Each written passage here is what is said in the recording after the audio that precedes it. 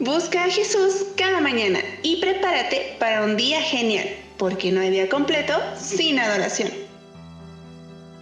Muy buenos días, Dios te bendiga en esta maravillosa mañana, casi mitad de la semana. Es un placer para mí levantarme, darte los buenos días y desearte también un feliz día. Te saluda tu amigo el pastor Lorenzo Herrera desde Tepic, Nayarit, y te doy la más cordial bienvenida al versículo del día. El versículo de este día se encuentra en Éxodo 25:10 y dice así: harán también un arca de madera de acacia, cuya longitud será de 2 codos y medio, su anchura de codo y medio y su altura de codo y medio. Dios le estaba dando instrucciones a Moisés sobre el santuario, y aquí Dios le dice a Moisés sobre el primer mueble, que es el arca del pacto.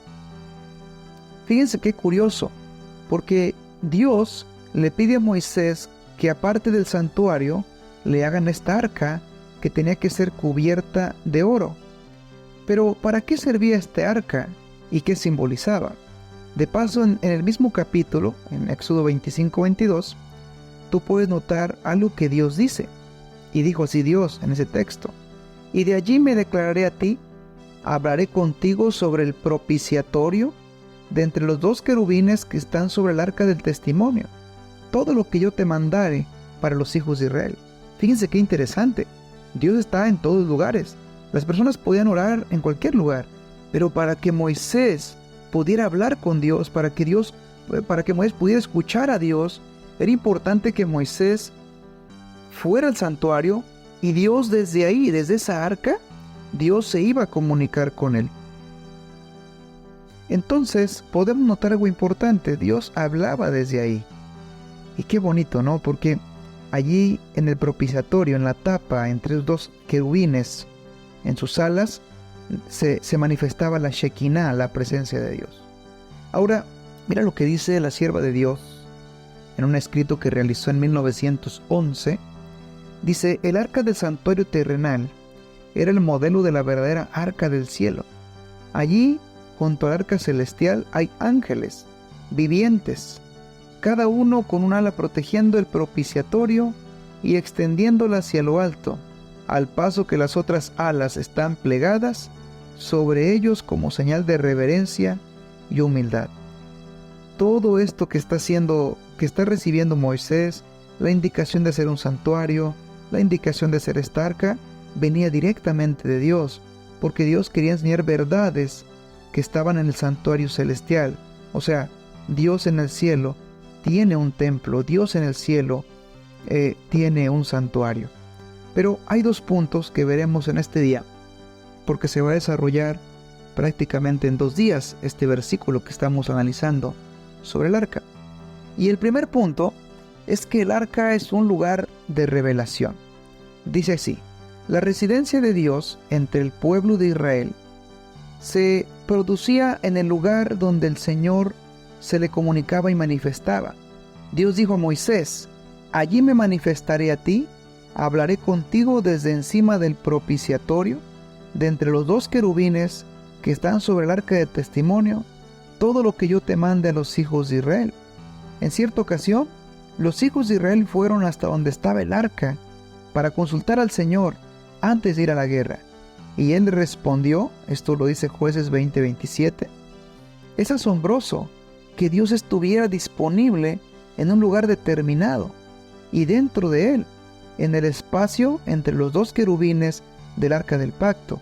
Noten qué interesante, ahí consultaban a Dios, y en esa ocasión, en lo que es Jueces 20:27, van a consultar a Dios para ir a la guerra, y Dios le responde. Entonces este lugar era un lugar en el que Dios se manifestaba, y Dios se comunicaba. ¿Con quiénes? Con sus hijos. Ahora, ¿cuál es el punto 2? Lugar de adoración. El arca del lugar santísimo simbolizaba a Dios. Por ello el pueblo lo adoraba en dirección del tabernáculo templo. De hecho, tú puedes ver lo que dice el salmista ahí en Salmos 28:2 y Salmos 138:2. Dice así: alzo mis manos hacia tu santo templo. Noten que el salmista decía que sus manos las alzaba y las dirigía hacia el templo. ¡Qué interesante! Vean lo importante que tenía que ver el arca, el tabernáculo, el templo. Dice también aquí, Josué cayó postrado ante el arca y Dios le respondió. Esto lo dice Josué 7, del 6 al 11. Los hijos de Israel no adoraban el arca, pero buscaban al Señor allí, donde Él se encontraba con ellos, y podían ofrecerle sus oraciones y alabanzas. Recuerden que no adoraban al arca, sino que el arca representaba el trono de Dios. Entonces, mis queridos amigos, ¿qué importancia tiene esta arca que simboliza el trono de Dios?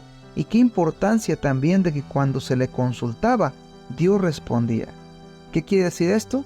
Que eso simboliza el trono de Dios. Y hoy en día, tú no tienes un arca aquí en esta tierra, pero sí puedes comunicarte con Dios, sí puedes hablar con Él, y Él te va a responder. En su momento, Dios tendrá una respuesta para cada oración. Y si en algún momento no te responde, es porque es mejor que no te responda, ya que Él conoce mejor que todos el futuro. Así que en esta mañana vamos a orar, y le vamos a pedir a Dios que nos bendiga y nos ayude a que podamos acercarnos a Él, y agradecerle también porque un día, hace muchos años, Él dejó un arca que era símbolo de su gobierno, que era símbolo de su trono. Oremos. Querido Padre, gracias porque nos regalas nuevamente la vida en este día. Queremos pedirte que nos acompañes donde quiera que vayamos. Y muchas gracias porque tenemos la seguridad de que cuando hablamos contigo tú nos respondes. Bendícenos y ante cualquier tentación, cualquier situación difícil, que tú puedas respondernos para tener un auxilio en medio de tantas preocupaciones y tanta maldad. Quedamos en este día en tus manos de amor. Acompáñanos, por favor. Te lo pedimos en el nombre de Jesús. Amén. Que Dios les bendiga a todos. Les mando un fuerte abrazo. Nos escuchamos nuevamente el día de mañana. Gracias por compartir esta reflexión y ser parte de esta alabanza. Porque no hay día completo sin adoración.